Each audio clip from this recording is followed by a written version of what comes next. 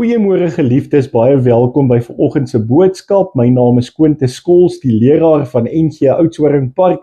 Dis vir my baie lekker dat julle inskakel op hierdie YouTube kanaal van NG Oudtshoorn Park. Voel sommer welkom en mag die Here vanoggend ook aan die woord kom. Ons praat oor bou ek of breek ek? Is ek 'n opbouer van mense of breek ek mense af? Ons gaan nou saam uit die woord van die Here werk, maar voordat ons saam lees en saam gesels oor hierdie tema, kom ons bid saam en vra dat die Here nou aan die woord kom. Ek bely Jesus as my verlosser en saligmaker, maar ek wil vanoggend saam met jou bid. Kom ons bid nou en vra, Here, ontmoet ons net daar waar ons is in ons lewens. Heilig, heilig, heilig is U, Here God, aan U behoort die koninkryk, die krag en die heerlikheid. Here, dankie dat ons vanoggend kan saam wees, dat ek kan weet, U gaan spreek, en U is die prediker, sowel as die naprediker. Ek bid, Here, dat U vir ons 'n stuk wysheid uit die woord sal gee vanoggend, dat ons weer na onsself sal kyk en introspeksie sal doen en seker maak, ons staan in die regte verhouding met U. Ons gaan stap in die voetspore van Jesus. Here, dankie nou dat ons die woord kan oopmaak. Spreek nou, Here, U kinders luister. Ek bid dit in die naam van die opgestane Jesus. Amen. Vriende, die tema vanoggend is bou ek of breek ek? Nou, die Bybel leer ons dat woorde en ons dade en selfs partykeer ons houding ongelooflike krag het. 'n Mens kan iemand anders se lewe opbou of afbreek. En die vraag vanoggend is vir my as Christen, is ek 'n bouer of is ek 'n breker? Breek ek af of bou ek mense op? En daarom wil ek by die eerste punt kom stil staan vanoggend, en dit is Efesiërs 4 vers 29. Ons woorde moet ander opbou. Nou kom ons luister wat sê die woord van die Here. Vuil taal moet daar nooit uit julle mond kom nie. Praat net wat goed en opbouend is, volgens die eis van omstandighede, sodat dit julle hoorders ten goeie kan kom. Sodat dit julle hoorders ten goeie kan kom. Ons woorde moet ander opbou. Dis my eerste punt vanoggend. Ons as Christene moet bouers wees met ons woorde. 'n Woord kan hoop gee. 'n Woord kan iemand weer moed gee, maar 'n woord kan ook mense se moed breek.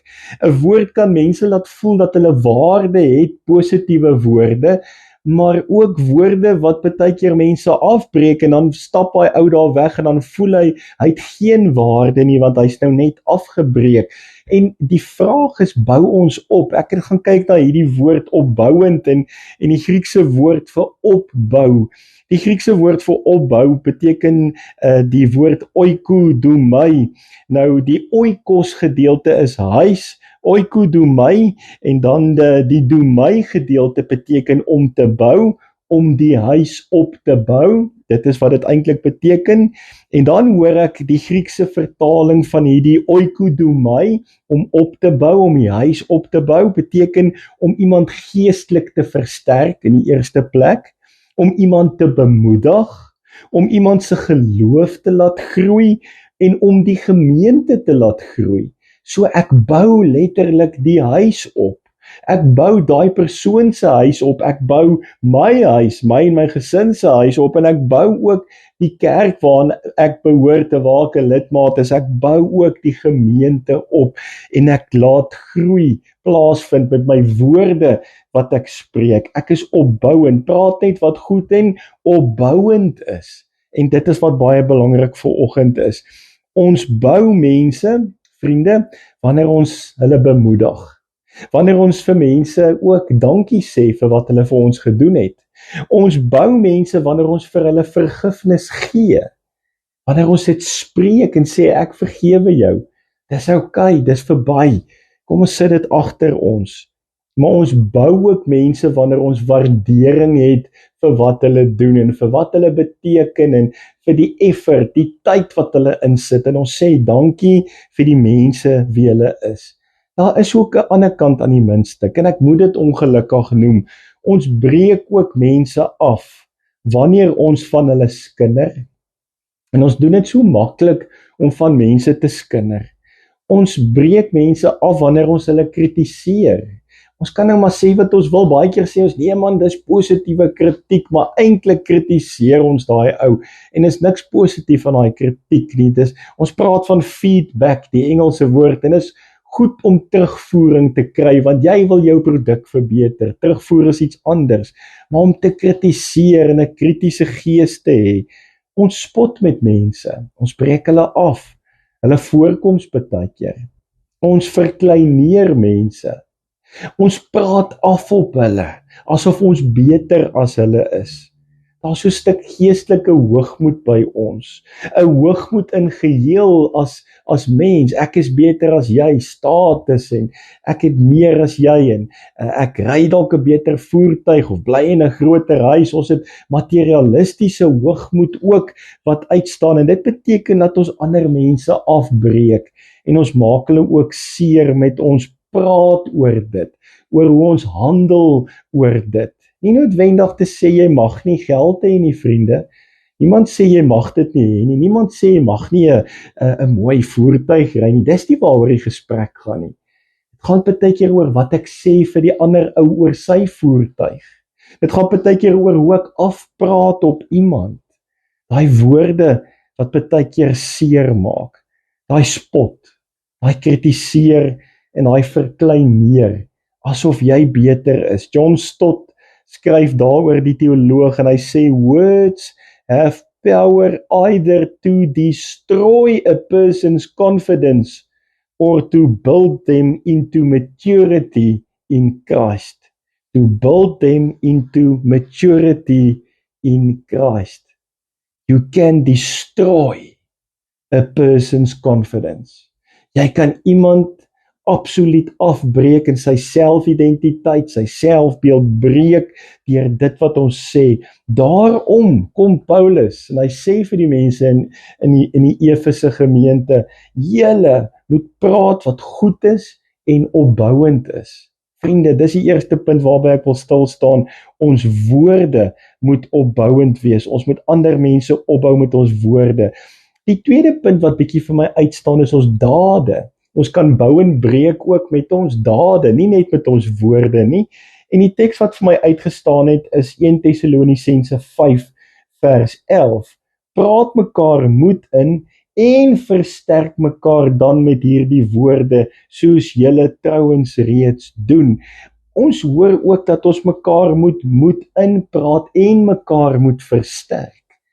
En ek weet, ons het die goeie evangelie van Jesus Christus. Hy het gesterf aan die kruis en hy het opgestaan en hy het die sonde en die dood oorwin en die ewige lewe vir ons moontlik gemaak en dis wat ons in hierdie Paastyd nou weer gaan sê, oor en oor gaan bevestig.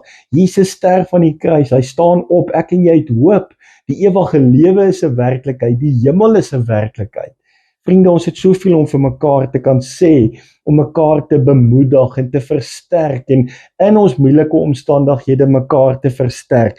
Ons bou op wanneer ons help om ander mense op te bou, wanneer ons mense dien, wanneer ons mense ondersteun, wanneer dalk ons tyd gee vir mense, wanneer ons werklik liefde wys, dan bou ons mense op. So ek hoor ek moet mense help, ek hoor ek moet dien, ek hoor ek moet ondersteun en ek moet my tyd gee om ander mense te dien en te help en te kyk waar kan ek liefde wys prakties in die wêreld daar buite. Dit gaan iets vat van my, daai selfopoffering. Ek gaan iets moet doen, ek gaan 'n dissipline moet hê en ek gaan iets prakties ook moet doen. Jesus self het dit geleef. Hy het uitgeleef. Ek sien dat hy in die samelewing juis gesit het by die tollenaars en die siekes en die sondaars en die buitestanders. Nee, hy het nooit sonde goed gepraat nie, maar hy het juis by hierdie mense omgegaan om daai verskil te maak. Hy gaan leef sy woorde prakties uit. Die kerk behoort 'n plek te wees waar ons mense opbou en nie afbreek nie. Ons behoort kerk te gaan wees in 'n wêreld daar buite en mense versterk en mense moed inpraat, eerder as om mense af te breek, eerder as om te skinder en af te praat en al daai negatiewe en slegte dinge te doen. Rick Warren skryf daaroor en sê, you were shaped to serve God by serving others. You were shaped to serve God by serving others. Dan kom N.T. Wright en hy sê die volgende, hy sê, the church exists primarily for two closely correlated purposes, to worship God and to work for his kingdom in the world. Hoekom is ons kerk? Hoekom bestaan ons? Hy sê, om God te aanbid en om te werk in die koninkryk in die wêreld daar buite. Om in God se koninkryk te gaan werk. Ek en jy is die hande en die voete. Ons is die spreekbuis. Mense kyk na wat ons doen, vriende. Mense hou ons dop daar buite en sê, kyk hoe tree daai Christen op. Kyk wat doen hulle. Kyk hoe praat hulle.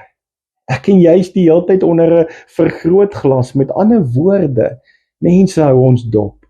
En ons moet seker maak dat ons so optree, dat ons God sal behaag in ons woorde, in ons dade, in ons gedagtes, en partykeer as ons stil bly, in ons versuim, waar ons moet optree, en waar ons dan stil gebly het. Waar ons dinge lyk asof ons dit net aanvaar, dit moet maar so wees. Met ander woorde, ons geloof moet mense sterker maak, nie swakker nie. Die vraag wat bietjie by my opgekom het as ek hieroor dink oor my woorde en my dade spesifiek, wanneer mense my ontmoet en wanneer jy met mense werk, is die vraag, hoe laat ek mense voel? En hoe laat ek mense agter, as ek klaar met hulle gewerk het, beter of slegter? As hulle met my gewerk het, is dit 'n aangename geur wat ek afgee? Is dit vir hulle lekker om my teenwoordigheid te wees? Of stap hulle daar weg en sê, ons is net bly, dis nou verby. Kom ons beweeg nou aan. Hoe laat ek mense voel? Los ek hulle beter of slegter agter? En wat praat ons? Wat is die woorde wat ons praat? Bou ons op? Of breek ons af? En nou vriende, nou kom ek by die derde punt vanoggend uit. Ons houding partykeer moet ook verander. Want ons houding kan ook opbou of afbreek. Het julle dit al agtergekom? Ons kommunikeer die hele tyd, verbaal en nie verbaal. Ons hoef niks te sê nie, dan praat ons in elk geval. Ek moet net my oë rol. Dan kan jy klaar sien, hierdie ou is nie tevrede met hierdie situasie nie. Of ons frons, ons het 'n frons op ons voorkop wat ons kry. Ons houding, ons liggaamstaal wys presies hoe ons voel. Partykeer bly ons stil wanneer ons moes gepraat het of opgestaan het. Ja, ander kere is ons gesigsuitdrukking spreekboekdele, ons liggaamstaal, of ons onttrek net dood eenvoudig. Ek hou my afstand van mense af. 'n Frons sê partykeer meer as 'n volsin. En soms, vriende, kan 'n vriendelike glimlag iemand se lewe verander vandag. Jy kan 'n impak in 'n ou se lewe maak as jy net vriendelik met hom is en hom groet. Ons houding, hoe ons optree in 'n wêreld, staan uit. Geliefdes, dis vir my so belangrik dat ek in Spreuke 18 lees ek in vers 21 die volgende. Spreuke 18 vers 21, die tong het mag oor dood en lewe. Die wat lief is om te praat, sal die gevolg dra. Die tong het mag oor dood en lewe. Ons spreek baie keer dood oor mense. Ons het nie hierdie lewe wat ons spreek en wat ons leef nie. Vriende, ons moet oplet wat ons woordeskat is en wat ons sê. Ons negativiteit, ons pessimisme, hoe ons kla baie keer. En dan kla ons baie keer by 'n braaivleisvuur met sulke dik fillets op die vuur en ons is nie dankbaar nie. Dankbaar vir wie ons is en wat ons het. Jy kyk na hierdie boodskap. Jy kyk na dit deur data of deur Viber of Wi-Fi. Jy kyk deur 'n foon of dalk deur 'n skerm. Jy hoor hierdie boodskap. Dis klaar iets om oor dankbaar te wees. Nee, dankie. Dankie dat jy vanoggend kan hoor. Dankie dat jy 'n geleentheid het om nou te gaan beter wees, om vergifnis te vra en te sê, Here, help my dat ek weer 'n beter mens sal wees, dat ek in die voetspore van Jesus sal volg. Jesus het mense opgebou met sy teenwoordigheid. Ek dink dit was so lekker om net by Jesus te wees, om by sy voete te sit. Ons onthou die Maria en Martha verhaal en ons onthou net daai lekker by Jesus. Want almal wil net by hom wees. Vriende, wie is ek en jy in 'n wêreld daar buite? As mense na my kyk, kan hulle God in my sien of nie? Kan hulle sien dis 'n kind van die Here daai? En wys ons optrede dit? Is dit vir mense lekker om in jou teenwoordigheid te wees? Dallas Willard skryf en sê, "The greatest gift you can give another person is your attention." The greatest gift you can give another person is your attention. Mense wil net hê jy moet luister. Mense soek jou aandag. Hulle soek jou teenwoordig hier en nou. Nie haastig op pad nie. Hulle wil nou met jou nou praat. En hulle wil jou volle aandag hê. Vriende, ons is so haastig. Ons het haastig geword. Ons is te besig en te bedrywig en ons is op pad ergens heen die hele tyd. Dit is 'n gejaag na wind. Kom ons raak 'n oomblik gefokus op wie wil God hê moet ek wees? En is ek met die regte dinge besig? Elke persoon wat jy ontmoet is iemand vir wie God baie lief het. Want hy het sy enigste seun gestuur om aan 'n kruishout vir daai persoon te sterf. En dit beteken dat ek 'n groot verantwoordelikheid het as enige persoon oor my lewenspad kom. My houding, my woorde, my dade moet opbou en nie afbreek nie. En dit hoor ek vanoggend. Dit staan vir my uit. Ek wil afsluit met 'n verhaal. 'n Bekende verhaal word vertel van 'n tienerseun wat 'n baie slegte humeur gehad het. En sy pa het toe vir hom 'n sak spykers gegee en gesê, elke keer as jy jou humeur verloor of wil verloor, dan vat jy hierdie hamer en hierdie spykers en jy gaan slaan dit daar in daai hout, 'n heining wat ons opgerig het.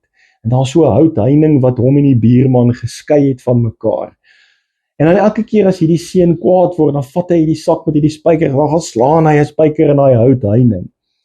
En toe op 'n stadium, maande later, het sy pa weer by hom gaan sit en gesê, "Oké, nou is die volgende opdrag dit.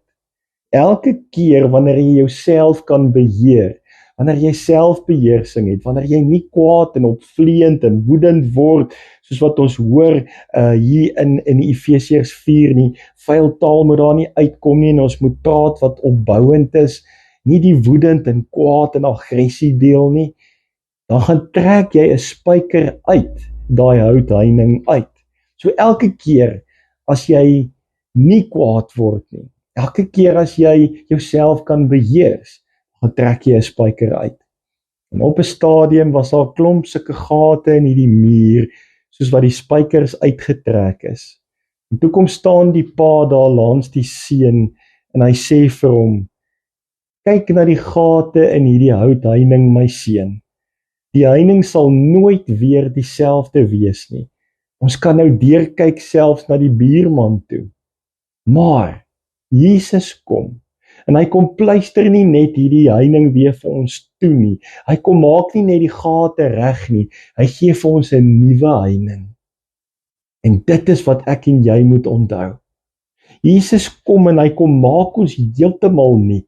Hy kom plak nie net 'n bietjie verf op of probeer 'n gat toemaak en toe stop met een of ander filler wat ons insmeer nie. Nee, ek en jy word nuwe mens, nuut gemaak deur die bloed van Jesus. Die oue is verby. Dis klaar met die oue.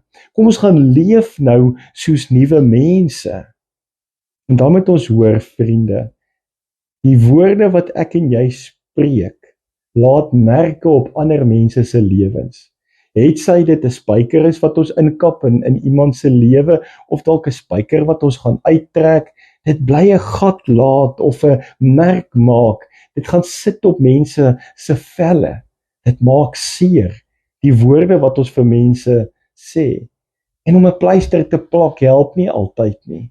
Daarom is dit nodig dat ek en jy moet weet, dit wat ons doen, dit het 'n groot en 'n reuse impak op ander mense se lewens. Dit wat ons sê, dit wat ons prakties doen.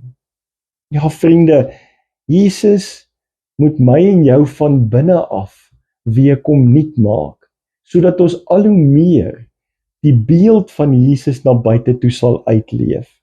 Die evangelie is 'n boodskap van hoop vir jou vanoggend. Jy kan nie wegstap as 'n nuwe mens, as 'n beter mens, as 'n ander mens. Nie omdat jy nou net sekere verstellings maak in jou mondering nie, maar omdat ek die Heilige Gees toelaat om my te beheers en my gedrag te bepaal. En daarom wil ek, omdat ek 'n kind van God is, wil ek beter praat met mense, wil ek beter luister, en wil ek beter dinge doen aan mense. Ek wil dinge doen, sê en dink wat God behaag. En dan vriende, moet ons pas op om nie stil te bly nie. Partykeer wanneer ons moet praat, dan bly ons stil. Daar waar ons moes opgestaan het vir die regte saak, bly ons stil. En dan moet ons pas op vir ons liggaamstaal. Ons praat die heeltyd. Ons lyftaal, ons frons, ons oë wat ons rol, daai kritiek wat ons gee deur ons gedrag, verbaal en nie verbaal. Jy word vanoggend opgeroep om 'n bouer te wees, nie om 'n afbreker te wees nie.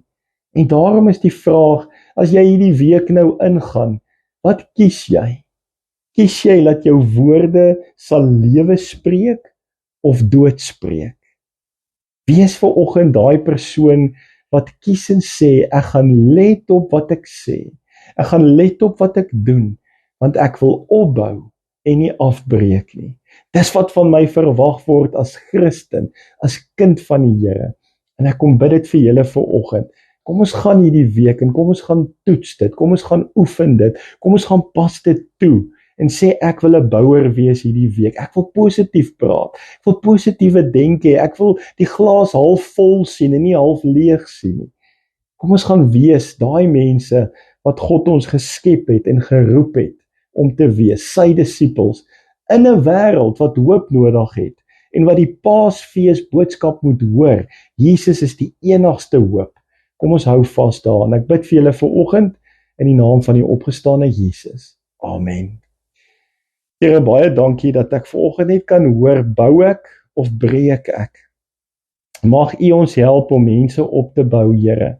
Alle mense wat oor ons paaie kom, nie net ons geliefdes of familie nie, maar daai mense wat in 'n dag se tyd oor ons pad kom. Ons woorde, ons dade en selfs ons houding, hoor ons vanoggend, het 'n groot impak oor hoe mense ons beleef. Die seer wat ons kan maak, of die hoop wat ons kan bring, die heling, die genesing en die lewe wat ons kan spreek. Ja, Here, mag ons mense wees wat die boodskap van hoop oordra. Mag ons vir mense weer moed inpraat, mag ons mense versterk, mag ons mense werklik daar buite versterk en moed inpraat en opbou met die opbouende woorde. Mag ons ook aan die huis bou. As ons praat vanoggend oor oikodomai, dan hoor ek ons moet mekaar geestelik versterk, Vader. Ons moet bemoedig. Ons moet mekaar help om geestelik te groei. En ons moet ons gemeente ook geestelik laat groei. Deur dit wat ons sê, dit wat ons doen, en dan ook in ons houding. Here, mag ons U lofprys met ons tonge, maar met daai selfde tong mag ons ook in die week mense gaan opbou. Mag ons vir mense vertel dat die enigste antwoord is Jesus Christus. Ek bid nou vir ons geliefdes, Here, mag hulle vas staan hierdie week en manne en vroue van die woord wees. Ek bid dit vir hulle in Jesus naam. Amen.